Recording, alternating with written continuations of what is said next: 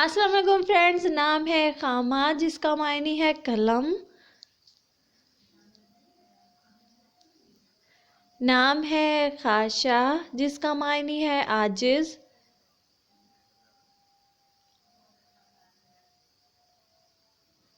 नाम है खाजिया जिसका मायने है दोस्त। नाम है खादना जिसका मायने है दोस्त।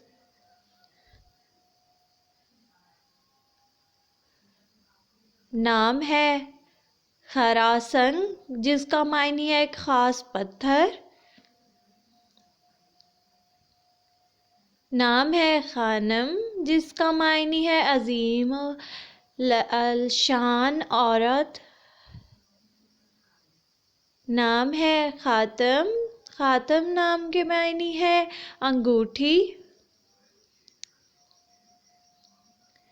नाम है खालसा खलीसा। खलीसा नाम के मायने है खालिस। नाम है खार को मौजा। खानम खानम नाम के मायने है अमीर।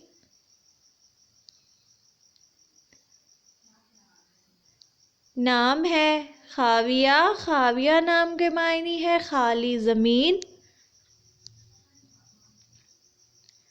नाम है खामना। खामना नाम के मायने है मेहरबंद। नाम है खदरा। खदरा नाम के मायने है हरा भरा सरसब्ज। नाम है खाशफा। खाशफा नाम के मायने है तलवार। नाम है खदीरा। खदीरा नाम के मायने है नेक।